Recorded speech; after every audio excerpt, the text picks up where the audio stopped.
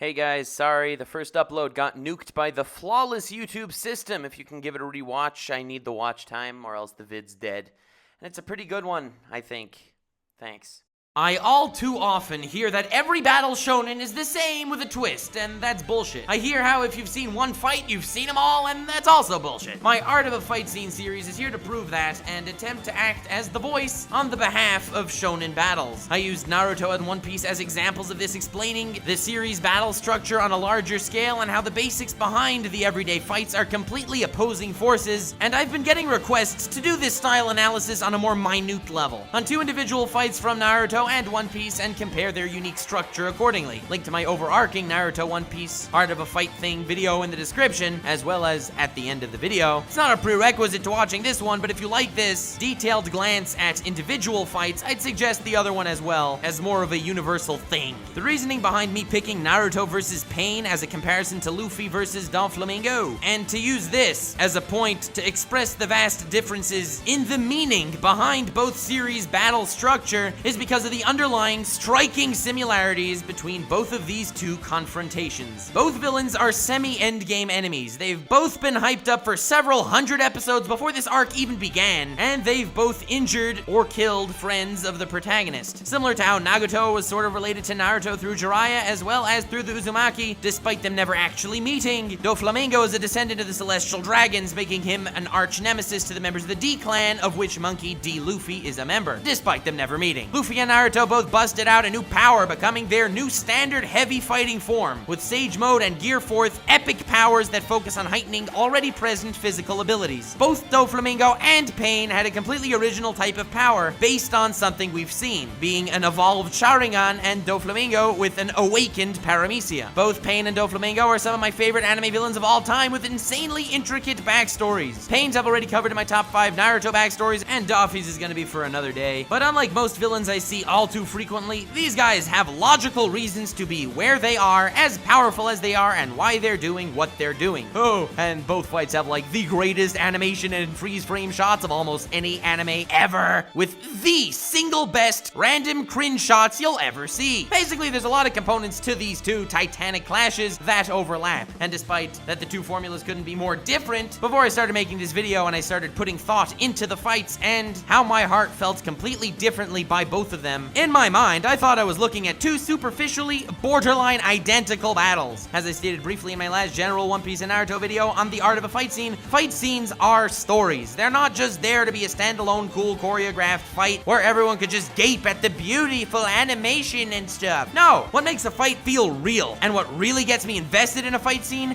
is 98% context and only really 2% battle. Yeah, that wasn't really calculated, but it's kind of true. It's the minute differences between the two fights that are just that. Super minute differences. That is, if out of context and out of the vibe the series puts you into, these two fights will seem incredibly similar. And since I feel entirely different towards each battle when experiencing it, it's the pure outlook and mindset of the series that truly brings these battles to life. They completely match the story's tone and the character mindsets, and that is the art of a fight scene. Now, let's get into it. I'll start off with Naruto vs. Pain because I've so far made more Naruto videos than One Piece videos, which I do intend to balance out eventually, but the Naruto vs. Pain fight was my second favorite fight in Naruto for sure. Now, one of my favorite anime battles altogether. For me, it was the climax of Naruto, and this is why it meant so much to me as far as the perspective of Naruto, the perspective of Pain, the perspective of Jiraiya, and the perspective of the spectators, which again superficially makes the same superficial square as Luffy, Doffy, Law, and their spectators, but from completely different angles. While Jiraiya and Law are the ones with real history with Nagato and Doflamingo, it was Naruto and Luffy that did the ass whooping around here, and both felt completely different. Let's break down how each series' respective narrative handled these 4 categories in completely opposite fashions, despite almost looking identical from an outsider. Time to get to the meat and potatoes of a fight scene. First, Naruto versus Luffy's perspective. Despite seeming like if they have essentially the same goal, Naruto throughout the series was pushing forward just like Luffy was, but with a lot more emphasis on his self-growth and his straightforward morality to prove to the world that he could become the Hokage. whereas Luffy becoming the Pirate King essentially focused less on self-growth, but more on the growth of his crew and advancement of his empire. I intend to do an entire video on the morality of Luffy because of how his charisma, magnetism, and decision-making fascinates me, but it's by no means straightforward in the slightest. He freaking released an army of prisoners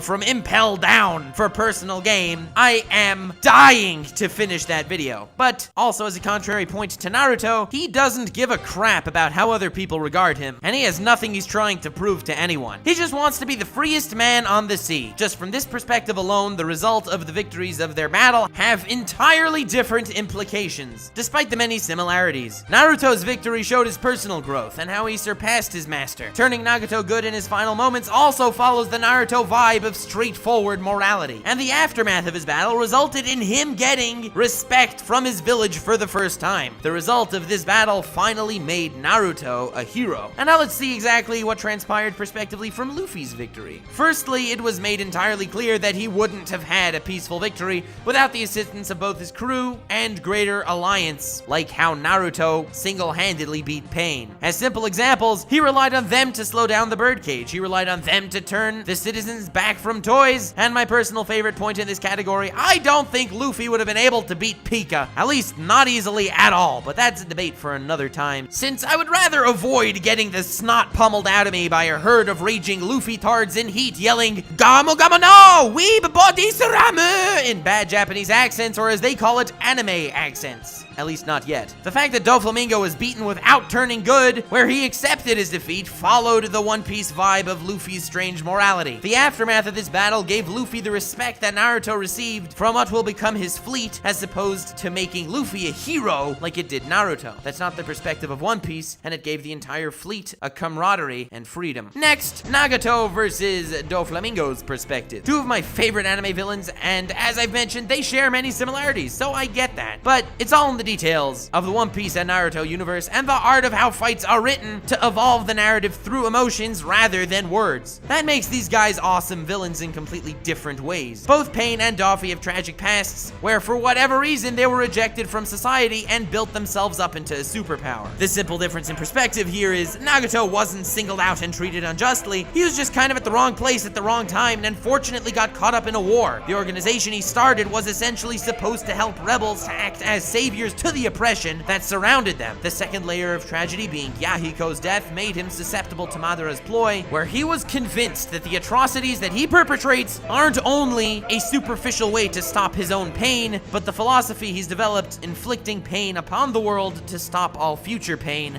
is all too similar to a pretty major point of Code Geass, which I don't really want to be spoiling right now. Despite his clouded mind, his intentions were pure, so his final repentance, sacrifice, and act of good left him in a different light than how we saw him until that end. He died a martyr, passing the torch to Naruto, the hero of the series, and it's his pure intentions that led him down a path of evil. That makes him one of my favorite anime villains. Doflamingo is one of my favorite anime villains for a completely different reason. His past was directed towards him, and his past suffering was an injustice. Unlike Pain, his problem wasn't against the way the world is operated, so it wasn't Doflamingo's goal to fix his universe. His issue was with humanity as individuals. He hated the dragons that left him as an outcast, he hated the D's, which were his natural enemy and source of fear, and he hated everyone else for the way he was treated in society. Pain hated the world, but Doffy hated its inhabitants. So he went down an unfortunately all too relatable, logically motivated course of evil rather than purity, and Luffy defeated him without becoming a hero, but acting as the beacon that will free the world of its shackles, leaving Doflamingo, who was forsaken by his universe, which caused him to head down the path of evil with no intention of redemption. Despite many actions that both of them have taken seemed eerily similar, the differences and the beauty are in the details as to what became of them and what resulted from their ideals. Both of them met justice. Next, we have Jiraiya versus Law. Both onlookers, both defeated by the villain before the hero's battle, both have deep ties to the villain's past, and both are my second favorite characters from their respective series. The purpose of the main hero and the main villain is rather obvious, but the support structure of those that share emotional bonds with either side really gives any fight more than its miniature, enclosed story, but it gives any battle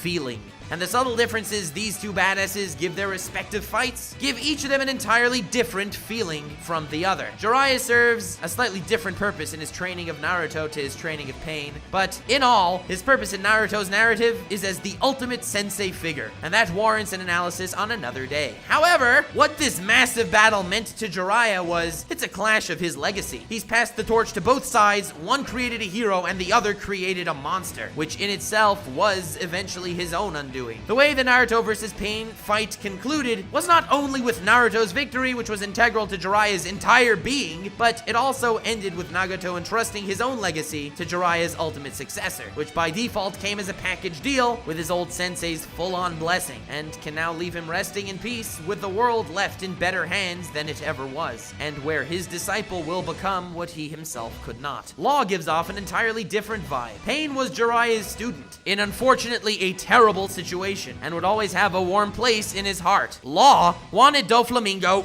gone. He wasn't looking for his repentance at all. I happen to have a semi-massive theory in the works that this wasn't purely a fight out of revenge, and the true secret to Law's interests are far more than any of us realize, so we will leave that point untouched for the moment. But what's interesting here is contrasting what the battle's outcome meant to Jiraiya compared to what it meant regarding Law. Law finally walked away from his past demons and can finally taste the air of freedom. He can now at last breathe deeply and freely, but this is the beauty of how fight scenes mean different things in different shows. Jiraiya's perspective was Naruto surpassing his master and rival disciple, which matches Naruto's mindset perfectly. His goal is to surpass everyone, after all. Law, through Luffy, finally feels free, and Luffy's mindset is to become the freest man on the sea and act as a beacon of that freedom. The way the series is written gives the Hokage and Pirate King ever so slight differences as far as what they represent to their people. The Hokage needs to be a pillar of strength, as seen throughout, and that's how the villagers rely on him. The Pirate King needs to be a pillar of faith, where his crew members and those adorning his flag need to believe in him. It's such a slight detail, it's almost nitpicking, but then again, that's exactly what each of the two series are trying to get across through both Jiraiya and Law, as well as throughout the eventuality and the outcome of the entire narrative. And finally, the spectators of Naruto vs. Pain versus the spectators of Luffy vs. Doflamingo. As I've expressed, on an individual character level, there are many differences, but in all honesty, the way the spectators feel and the vibe they emit really needs to be the identical emotional mindset to every viewer as well. Relating to the protagonist is great and all, but there's no doubt relating to the spectators really brings the series to life. The Leaf Village was on the brink of extinction, and a light that until now has been shunned has finally been revealed, really driving it home that the Leaf Village finally found the hero. And all too similarly to our own modern society and the flaws of our modern society, accepting someone or even giving someone a chance if they have a bad reputation for whatever reason, whether it's their race, where they're from, or some other stigma, whatever the reason may be, it's way easier to fear them than it is to even try to befriend them. It's only when the person actually saves your ass that you can actually look at them differently than how you were told to look at them. This is the first time the citizens of Konoha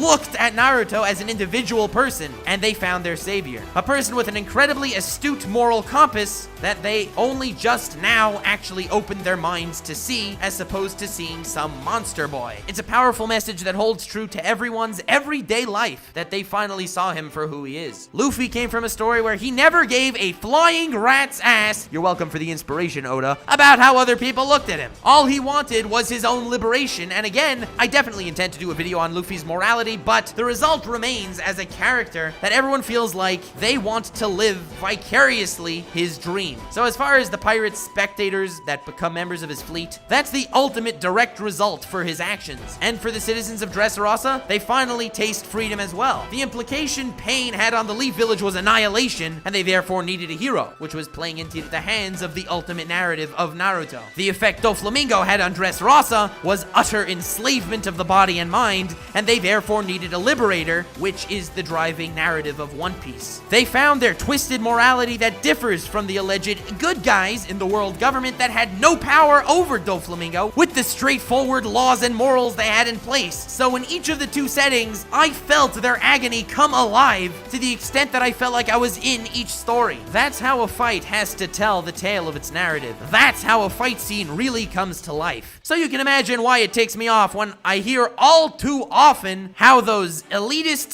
self-proclaimed entitled semi-Jesuses insult shonen anime because, Oh, every arc just winds down to the main good guy fighting the main bad guy and gets a new form to beat him. I just find people like that sadly closed-minded and aren't willing to admit that they're having a great time. And if they thought about it, a fight scene could be subconsciously way deeper than the deepest reaches of some proclaimed philosophical shows. Take your shoes off and step into the universe for a second so you can experience a good battle. There's nothing to be ashamed about if your heart gets exhilarated by one of those so-called noob shows. And people that think that way kind of killed my respect for the rest of their tastes, which can only be narrow by comparison. If you have a problem with a series because you've seen it and there are issues you could point out, all the power to you, go for it. I don't expect everyone to love every show. But if you don't like it because it either falls into the wrong genre or because you haven't seen it but this is your assumption, then you either think far too highly of yourself, or I just feel bad for you that you've never let yourself get drawn into its world, because that is the true art of a fight scene. Thank you so much for watching. I hope you enjoyed. As always, thank you so much for the awesome editing. If you like this type of analysis video, leave a like and let me know if you want more. Feel free to subscribble and tell me what you would want me to cover, but I had enough of this shonen bad-mouthing I hear all too much, especially from some YouTubers that I will not name, and I do want to dedicate some time to express my feelings on the beauty of shonen. I also do plenty of satire videos aside from analyses that feel free to check them out. I know, it's a bit of a strange mix. I do analyses and parodies and all sort of other random nuxisms, but hey, I like it and I hope you do too. Thanks for coming along on the ride. See all of you next time. Stay weird, fam.